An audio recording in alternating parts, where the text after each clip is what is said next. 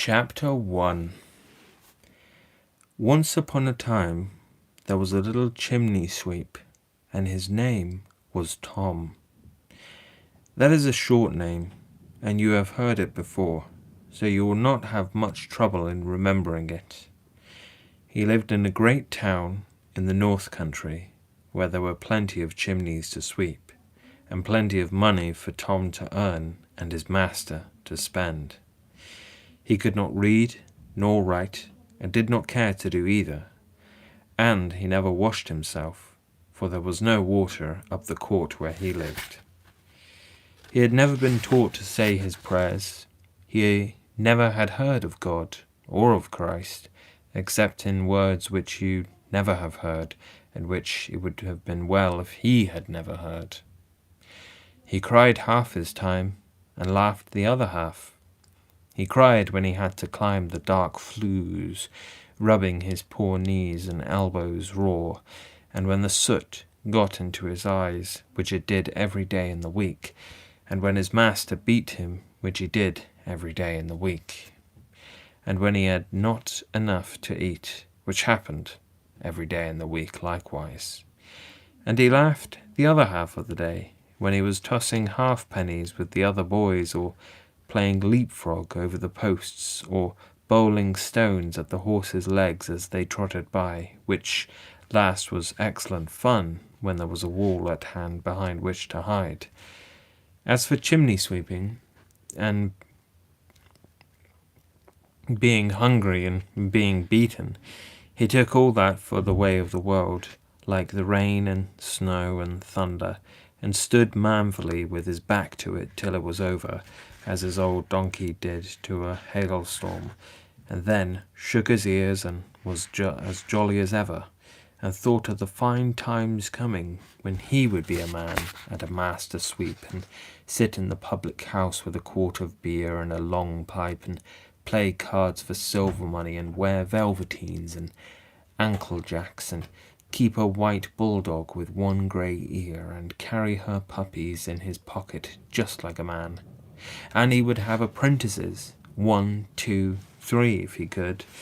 How he would bully them and knock them about, just as his master did to him, and make them carry home the soot sacks, while he rode before them on his donkey with a pipe in his mouth, and a flower in his buttonhole, like a king at the head of his army. Yes, there were good times coming, and when his master let him have a pull at the leavings of his beer, Tom was the jolliest boy in the whole town. One day, a smart little groom rode into the court where Tom lived.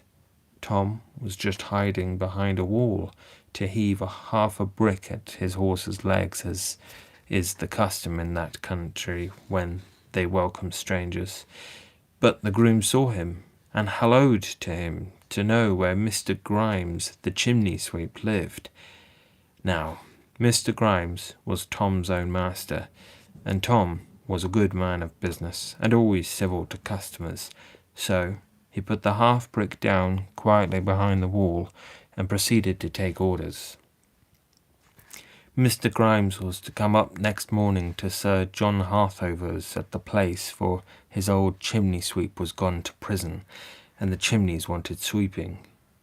And so he rode away, not giving Tom time to ask what the sweep had gone to prison for, which was a matter of interest to Tom, as he had been in prison once or twice himself.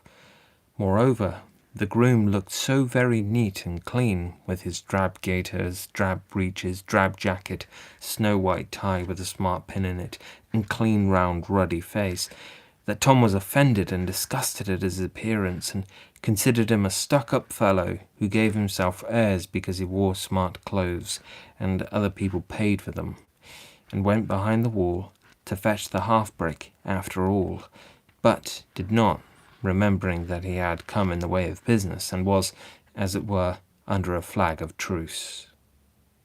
His master was so delighted at his new customer that he knocked Tom down out of hand, and drank more beer that night than he usually did in 2, in order to be sure of getting up in time next morning. For the more a man's head aches when he wakes, the more glad he is to turn out and have a breath of fresh air. And when he did get up at 4 the next morning, he knocked Tom down again in order to teach him, as young gentlemen used to be taught at public schools, that he must be an extra good boy that day, as they were going to a very great house and might make a very good thing of it if they could but give satisfaction. And Tom thought so likewise, and indeed would have done and behaved his best even without being knocked down, for of all places upon earth, Harthover Place, which he had never seen, was the most wonderful, and of all men on earth, Sir John, whom he had seen having been sent to jail by him twice, was the most awful. Harthover Place was really a grand place, even for the rich north country, with a house so large that in the frame-breaking riots which Tom could just remember, the Duke of Wellington and 10,000 soldiers to match were easily housed therein. At least, so Tom believed. With a park full of deer, which Tom believed to be monsters who were in the habit of eating children, with miles of game preserves in which Mr. Grimes and the collier lads poached at times, on which occasions Tom saw pheasants and wondered what they tasted like, with a noble salmon river in which Mr. Grimes and his friends would have liked to poach, but then they must have got into cold water, and that they did not like at all. In short, Harthover was a grand place, and Sir John a grand old man, whom even Mr. Grimes respected. For not only could he send Mr. Grimes to prison when he deserved it, as he did once or twice a week, not only did he own all the land about for miles, not only was he a jolly honest sensible squire as ever kept a pack of hounds, who would do what he thought right by his neighbours, as well as get what he thought right for himself, but what was more, he weighed full 15 stone, was nobody knew how many inches round the chest, and could have thrashed Mr. Grimes himself in fair fight, which very few folk round there could do, and which, my dear little boy, would not have been right for him to do, as a great many things are not which one both can do, and would like very much to do. So Mr. Grimes touched his hat to him when he rode through the town, and called him a birdly odd chap, and his young ladies gradely lasses, which are 2 high compliments in the north country, and thought that made up for his poaching Sir John's pheasants, whereby you may perceive that Mr. Grimes had not been to a properly inspected government national school. Now, I dare say you never got up at 3 o'clock on a midsummer morning. Some people get up then because they want to catch salmon, and some because they want to climb Alps, and a great many more because they must, like Tom. But I assure you that 3 o'clock on a midsummer morning is the pleasantest time of all the 24 hours and all the 365 days, and why everyone does not get up then, I could never tell, save that they are all determined to spoil their nerves and their complexions by doing all night what they might just as well do all day. But Tom, instead of going out to dinner at 8:30 at night, and to a ball at 10, and finishing off somewhere between 12 and 4, went to bed at 7, when his master went to the public house and slept like a dead pig, for which reason he was as pert as a gamecock who always gets up early to wake the maids, and just ready to get up when the fine gentlemen and ladies were just ready to go to bed. So he and his master set out. Grimes rode the donkey in front, and Tom and the brushes walked behind, out of the court and up the street, past the closed window shutters and the winking weary policemen, and the roofs all shining grey in the grey dawn.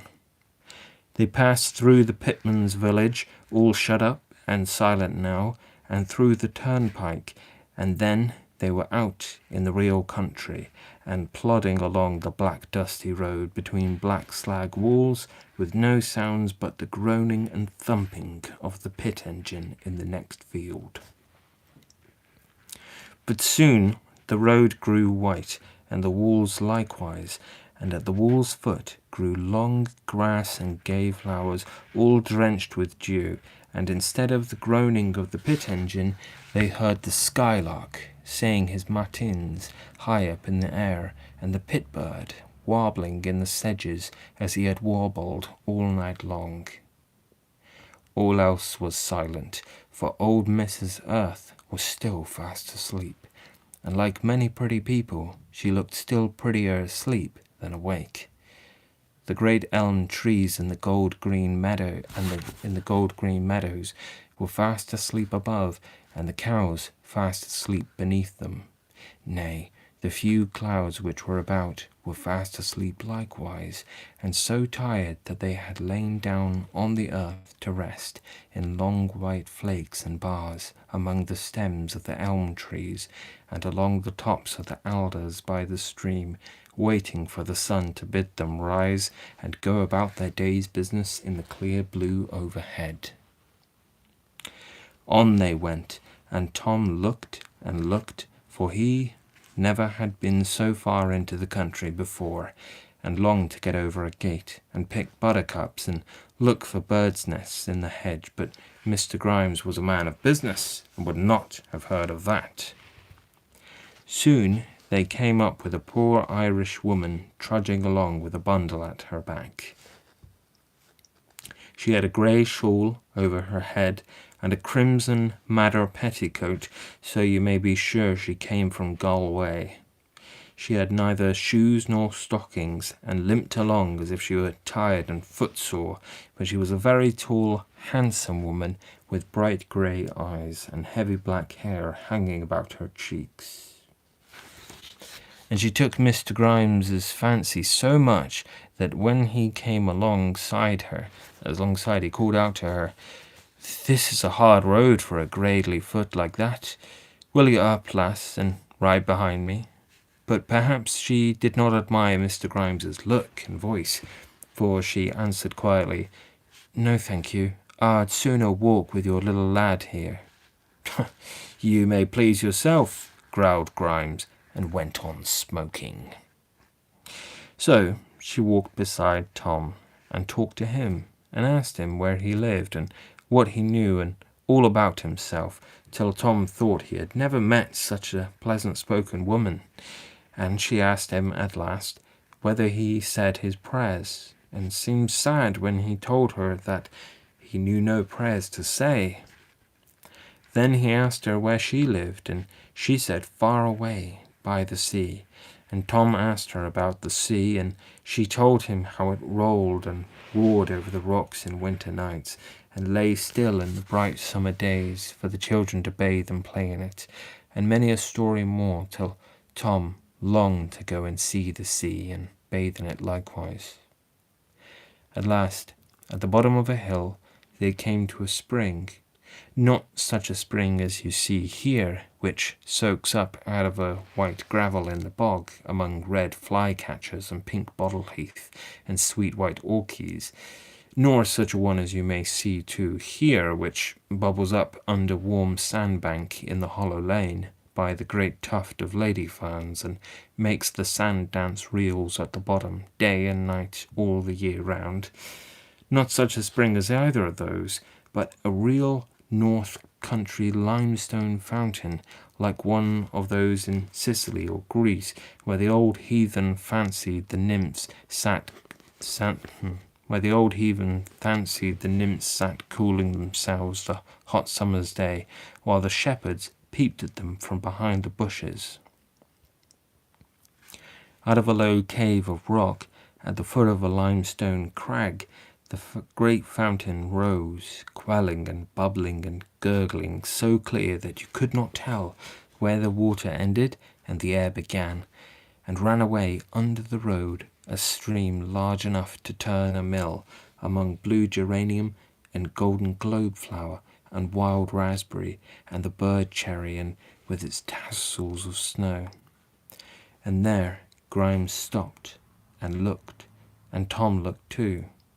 Tom was wondering whether anything lived in that dark cave, and came out at night to fly in the meadows, But Grimes was not wondering at all. Without a word, he got off his donkey and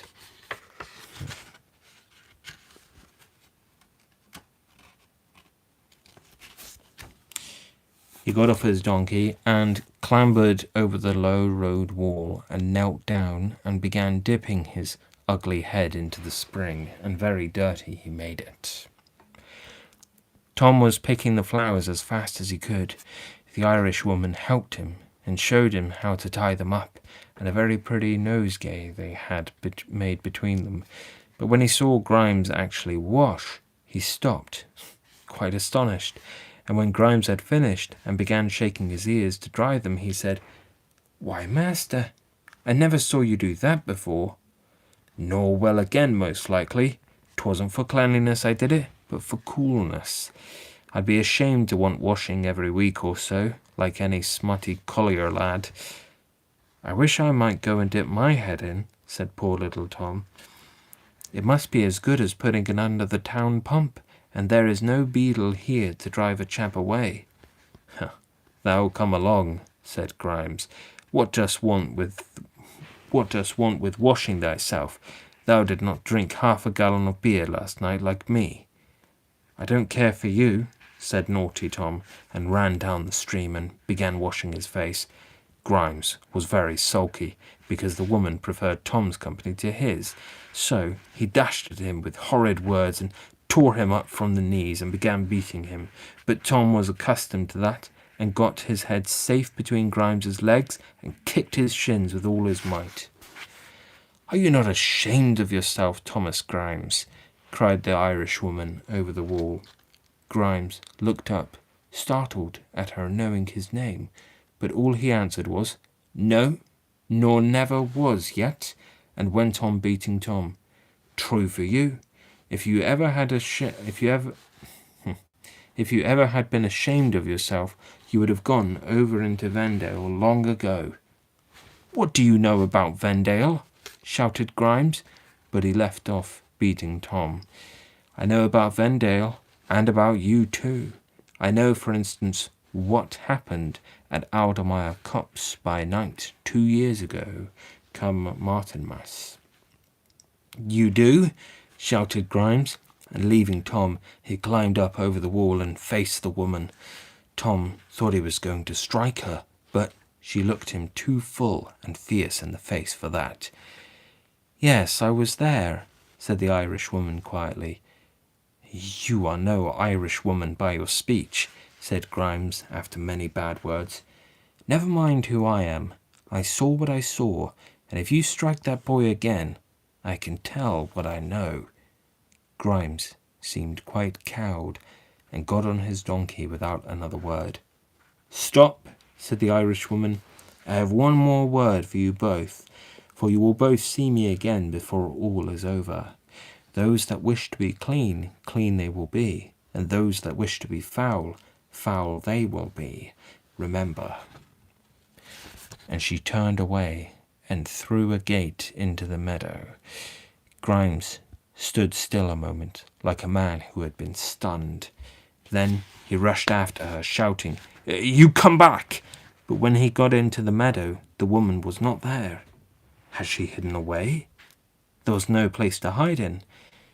But Grimes looked about, and Tom also, for he was as puzzled as Grimes himself at her disappearing so suddenly. But look where they would, she was not there. Grimes came back again, as silent as a post, for he was a little frightened, and, getting on his donkey, filled a fresh pipe and smoked away, leaving Tom in peace. And now they had gone 3 miles and more, and came to Sir John's lodge gates. Very grand lodges they were, with very grand iron gates and stone gate-posts, and on the top of each a most dreadful bogey, all teeth, horns, and tail, which was the crest which Sir John's ancestors wore in the Wars of the Roses, and very prudent men they were to wear it, for all their enemies must have run for their lives at the very first sight of them. Grimes rang at the gate, and out came a keeper on the spot and opened. I was told to expect thee, he said. Now, thou'lt be so good as to keep to the main avenue, and not let me find a hare or a rabbit on thee when thou comest back. I shall look sharp for one, I tell thee. Not if it's in the bottom of the soot-bag, quoth Grimes, and at that he laughed, and the keeper laughed and said, If that's thy sort, I may as well walk up with thee to the hall. I think thou best had. It's thy business to see after thy game, man, and not mine. So the keeper went with them, and, to Tom's surprise, he and Grimes chatted together all the way quite pleasantly. He did not know that a keeper is only a poacher turned outside in, and a poacher a keeper turned inside out. They walked up a great line avenue, a full mile long, and between their stems Tom peeped, trembling, at the horns of the sleeping deer, which stood up among the ferns. Tom had never seen such enormous trees, and as he looked up, he fancied that the blue sky rested on their heads. But he was puzzled very much by a strange murmuring noise which followed them all the way, so much puzzled that at last he took courage to ask the keeper what it was. He spoke very civilly and called him sir, for he was horribly afraid of him, which pleased the keeper, and he told him that they were the bees about the lime flowers. What are bees? Asked Tom. What make honey? What is honey? Asked Tom. Thou hold thy noise, said Grimes. Let the boy be, said the keeper. He's a civil young chap now, and that's more than he'll be long if he bides with thee. Grimes laughed, for he took that for a compliment. I wish I were a keeper, said Tom, to live in such a beautiful place, and wear green velveteens, and have a real dog whistle at my button like you. The keeper laughed. He was a kind-hearted fellow enough. Let well alone, lad, and ill too at times. Thy life's safer than mine, at all events, eh, Mr. Grimes? And Grimes laughed again, and then the two men began talking quite low. Tom could hear, though, that it was about some poaching fight, and at last Grimes said surlily, Hast thou anything against me? Not now. Then don't ask me any questions till thou hast, for I am a man of honour. And at that they both laughed again, and thought it was a very good joke. And by this time they were come up to the great iron gates in front of the house, and Tom stared through them at the rhododendrons and azaleas, which were all in flower, and then at the house itself, and wondered how many chimneys there were in it, and how long ago it was built, and what was the man's name that built it, and whether he got much money for his job. These last were very difficult questions to answer, for Harthover had been built at 90 different times and in 19 different styles, and looked as if somebody had built a whole street of houses of every imaginable shape, and then stirred them together with a spoon. For the attics were Anglo-Saxon, the third floor Norman, the second Cinquecento,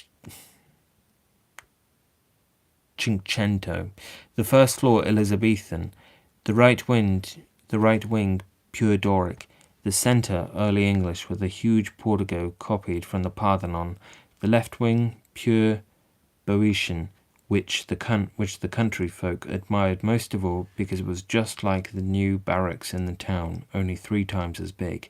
The grand staircase was copied from catacombs at Rome, the back staircase from the Taj Mahal at Agra. This was built by Sir John's great-great-great-uncle, who won in Lord Clive's Indian Wars plenty of money, plenty of wounds, and no more taste than his betters. The cellars were copied from the caves of Elephanta, the offices from the pavilion at Brighton, and the rest from nothing in heaven or earth or under the earth. So that Harthover House was a great puzzle to antiquarians, and a thorough Naboth's vineyard to critics and architects and all persons who like meddling with other men's business and spending other men's money. So they were all setting upon poor Sir John year after year, and trying to talk him into spending £100,000 or so in building to please them and not himself. But he always put them off, like a canny North countryman as he was.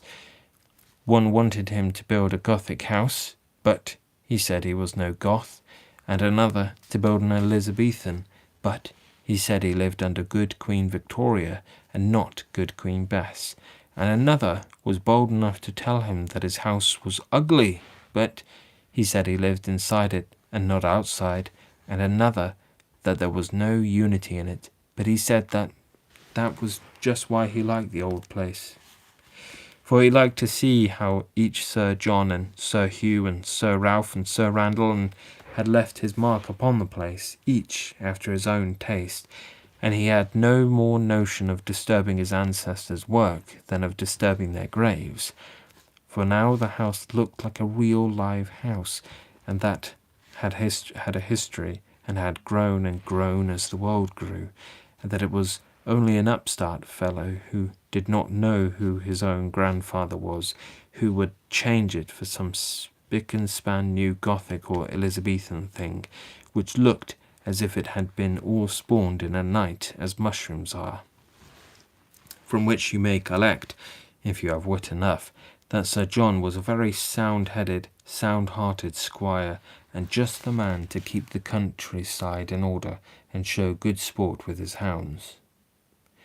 But Tom and his master did not go in through the great iron gates as if they had been dukes or bishops, but round the back way, and a very long way round it was, and into a little back door, where the ash boy let them in, yawning horribly, and then, in a passage, the housekeeper met them, in such a flowered chintz dressing gown, that Tom mistook her for my lady herself, and she gave Grimes solemn orders about, "You will take care of this, and take care of that," as if he was going up the chimneys and not Tom, and Grimes listened and said every now and then under his voice, "You'll mind that, you little beggar," and Tom did mind, or at least that he could, and then the housekeeper turned them into a grand room, all covered up in sheets of brown paper, and bade them begin in a lofty and tremendous voice, and so, after a whimper or two, and a kick from his master, into the grate Tom went, and up the chimney, while a housemaid stayed in the room to watch the furniture, to whom Mr. Grimes paid many playful and chivalrous compliments, but met with very slight encouragement in return. How many chimneys Tom swept, I cannot say, but he swept so many that he got quite tired and puzzled too, for they were not like the town flues to which he was accustomed, but such as you would find if you would only get up them and look, which perhaps you would not like to do, in old country houses, large and crooked chimneys, which had been altered again and again till they ran into one another, and anastomosing, as Professor Owen would say, considerably. So Tom fairly lost his way in them. Not that he cared much for that, though he was in pitchy darkness, for he was as much at home in a chimney as a mole in underground. But at last, coming down, he thought the right chimney, he came down the wrong one, and found himself standing on the hearthrug in a room the like of which he had never seen before. Tom had never seen the like. He had never been in gentlefolks' rooms, but when the carpets were all up, and the curtains down, and the furniture huddled together under a cloth, and the pictures covered with aprons and dusters, and he had often enough wondered what the rooms were like when they were all ready for the quality to sit in. And now he saw. He thought the sight very pretty. The room was all dressed in white window curtains, white bed curtains, white furniture, and white walls, with just a few lines of pink here and there. The carpet was all over gay little flowers, and the walls were hung with pictures in gilt frames, which amused Tom very much. There were pictures of ladies and gentlemen, and pictures of horses and dogs. The horses he liked, but the dogs he did not care for much, for there were no bulldogs among them, not even a terrier. But the two pictures which took his fancy most were, one, a man in long garments, with little children and their mothers round him, who was laying his hand upon the children's heads. That was a very pretty picture, Tom thought, to hang in a lady's room, for he could see that it was a lady's room by the dresses which lay about. The other picture was that of a man nailed to a cross, which surprised Tom much. He fancied that he had seen something like that in a shop window, but why was it there? Poor man, thought Tom, and he looked so kind and quiet, but why should the lady have such a sad picture as that in her room? Perhaps it was some kinsman of hers who had been murdered by the savages in foreign parts, and she kept it there for a remembrance. And Tom felt sad and awed, and turned to look at something else. The next thing he saw, and that too puzzled him, was a washing stand with ewers and basins and soap and brushes and towels, and a large bath full of clean water. What a heap of things, all for washing. She must be a very dirty lady, thought Tom, by my master's rule, to want as much scrubbing as all that. But she must be very cunning to put the dirt out of the way so well afterwards, for I don't see a speck about the room, not even on the very towels. And then, looking toward the bed, he saw that dirty lady, and held his breath with astonishment. Under the snow-white coverlet, upon the snow-white pillow, lay the most beautiful little girl that Tom had ever seen. Her cheeks were almost as white as the pillow, and her hair was like threads of gold spread all about over the head, all over the bed. She might have been as old as Tom, or maybe a year or two older, but Tom did not think of that. He thought only of her delicate skin and golden hair, and wondered whether she was a real live person, or one of the wax dolls he had seen in the shops. But when he saw her breathe, he made up his mind that she was alive, and stood staring at her as if she had been an angel out of heaven. No, she cannot be dirty. She never could have been dirty, thought Tom to himself. And then he thought, are all people like that when they are washed? And he looked at his own wrist, and tried to rub the soot off, and wondered whether it ever would come off. Certainly I should look much prettier then, if I grew at all like her. And looking round, he suddenly saw, standing close to him, a little ugly, black, ragged figure with bleared eyes and grinning white teeth. He turned on it angrily. What did such a little black ape want in that sweet young lady's room? And behold, it was himself, reflected in a great mirror, the like of which Tom had never seen before. And Tom, for the first time in his life, found out that he was dirty, and burst into tears with shame and anger, and turned to sneak up the chimney again and hide, and upset the fender, and threw the fire irons down with a noise as of 10,000 tin kettles tied to 10,000 mad dogs' tails. Up jumped the little white lady in her bed, and, seeing Tom, screamed as shrill as any peacock. In rushed a stout old nurse from the next room, and seeing Tom likewise, made up her mind that he had come to rob, plunder, destroy, and burn, and dashed at him as he lay over the fender so fast that she caught him by the jacket. But she did not hold him. Tom had been in a policeman's hands many a time, and out of them too.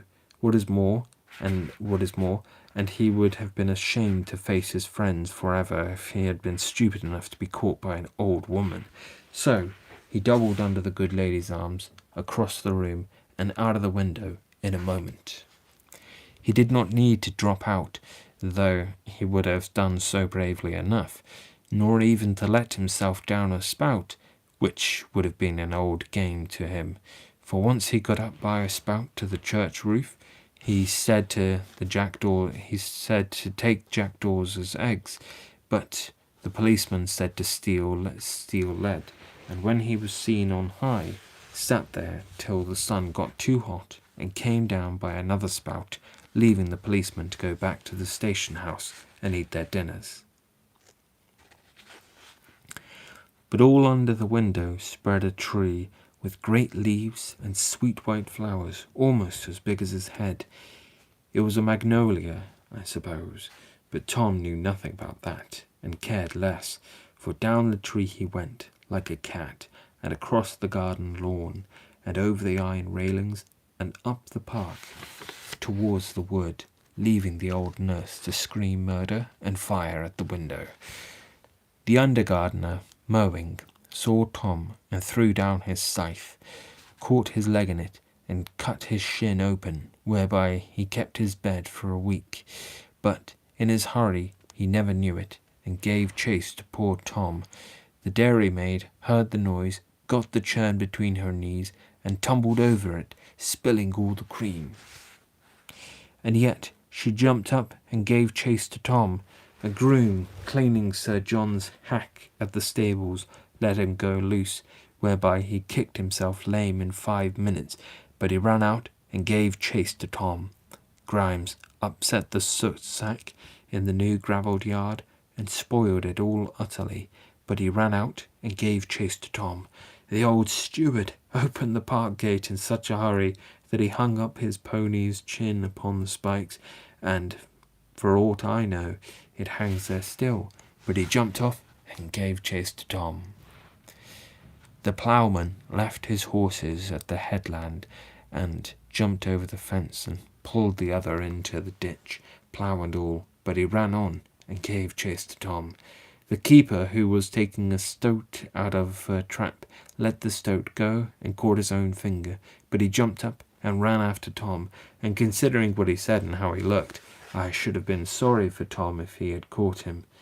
Sir John looked out of his study window, for he was an early old gentleman, and up at the nurse, and a marten dropped mud in his eye, so that he had at last to send for the doctor, and yet he ran out and gave chase to Tom. The Irishwoman, too, was walking up the house to beg. She must have got round by some byway, but she threw away her bundle and gave chase to Tom likewise. Only my lady did not give chase, for when she had put her head out of the window, her night wig fell into the garden, and she had to ring up her lady's maid and send her down for it privately, which quite put her out of the running, so that she came in nowhere and is consequently not placed. In a word, never was there heard at Hall Place, not even when the fox was killed in the conservatory among acres of broken glass and tons of smashed flower pots, such a noise, row, hubbub, babble, shindy, hullabaloo, stramash, charivari, and total contempt of dignity, repose, and order, as that day when Grimes, Gardner, the groom, the dairymaid, Sir John, the steward, the ploughman, the keeper, and the Irishwoman all ran up the park shouting, "Stop, thief!" in the belief that Tom had at least £1,000 worth of jewels in his empty pockets, and the very magpies and jays followed Tom up, squeaking and screaming as if he were a hunted fox beginning to droop his brush. And all the while Tom paddled up the park with his little bare feet like a small black gorilla fleeing to the forest. Alas for him, there was no big father gorilla therein to take his part, to scratch out the gardener's inside with one paw, toss the dairymaid into a tree with another, and wrench off Sir Tom's head with a third, while he cracked the keeper's skull with his teeth, as easily as if it had been a coconut or a paving stone. However, Tom did not remember ever having had a father, so he did not look for one, and expected to have to take care of himself, while as for running, he indeed,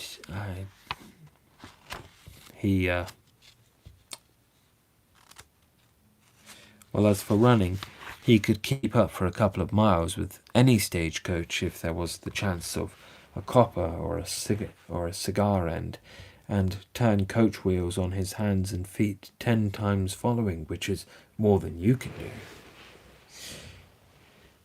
Wherefore his pursuers found it very difficult to catch him, and we will hope that they did not catch him at all. Tom, of course, made for the woods. He had never been in a wood in his life, but he was sharp enough to know that he might hide in a bush or swarm up a tree, and altogether had more chance there than in the open. If he had not known that, he would have been foolisher than a mouse or a minnow. But when he got into the wood, he found it a very different sort of place from what he had fancied. He pushed into a thick cover of rhododendrons, and found himself at once caught in a trap. The boughs laid bold of his legs and arms, poked him in the face and his stomach, made him shut his eyes tight, though that was no great loss, for he could not see at best a yard before his nose, and when he got through the rhododendrons, the hassock grass and sedges tumbled him over and cut his poor little fingers afterwards most spitefully. The birches birched him as soundly as if he had been a nobleman at Eton, and over the face too, which is not fair swishing, as all brave boys will agree, and the lawyers tripped him up and tore his shins as if they had shark's teeth, which lawyers are likely enough to have. I must get out of this, thought Tom, or I shall stay here till somebody comes to help me, which is just what I don't want. But how to get out was the difficult matter. And indeed, I don't think he would have ever got out at all, but he stayed there till the cock robins covered him with leaves, if he had not suddenly run his head against a wall.